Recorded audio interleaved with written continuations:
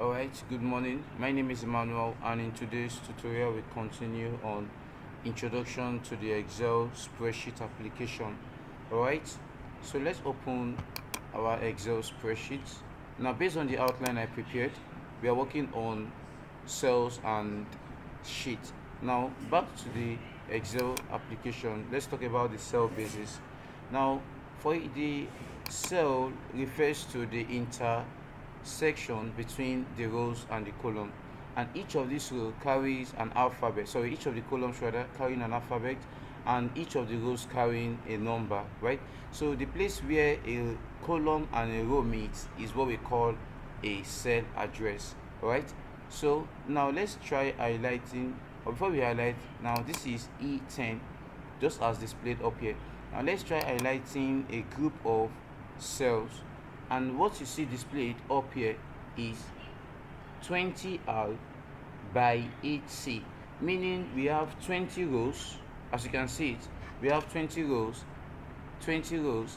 by, let's count, 1 2 3 4 5 6 7 8, that is 8 column.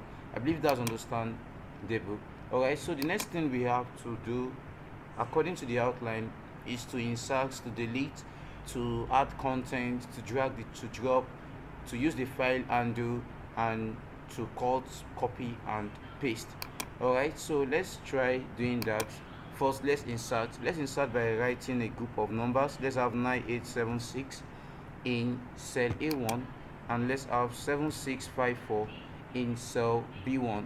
Alright, so now if you want to copy paste, what I've done now is to insert. Now I can choose to delete by clicking on that and clicking the delete option. Let's reverse that. When you click on that, or you come to this f of x and you delete the content from there. Now another thing you can do is to copy paste. To copy paste, just click on the cell, then use your Ctrl C, and then click somewhere like an empty address and use your Ctrl V. You see that the content of the place where it copied from is automatically duplicated in your destination cell. Alright, I believe that's understandable. Another thing you can do is to cut. If you want to cut, you just use your Ctrl X, Ctrl plus X, not S, X, and then you paste it. So what Ctrl X does is that it remove it from somewhere and put it elsewhere. That is the move option.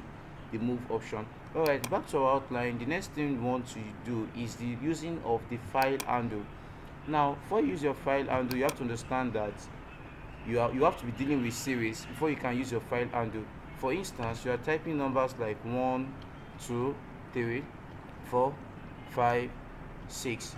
Now if you want to use a file handle, you just have to select from somewhere in between, telling the computer that you are taking it forward. Alright, so the computer is seeing this as 4, this as 5, and this as 6.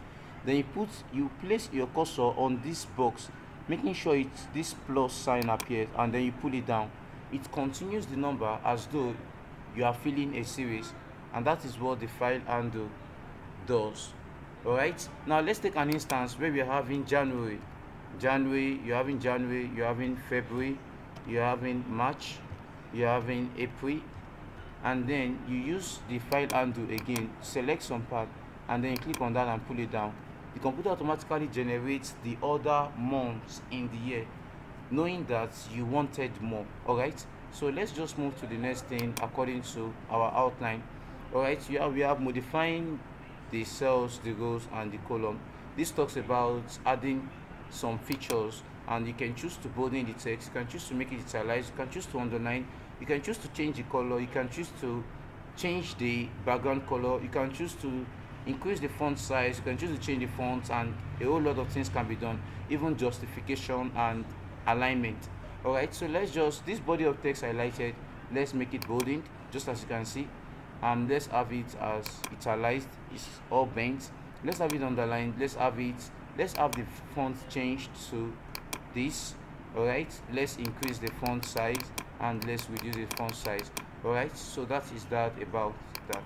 Back to the outline, we are using the find and replace option.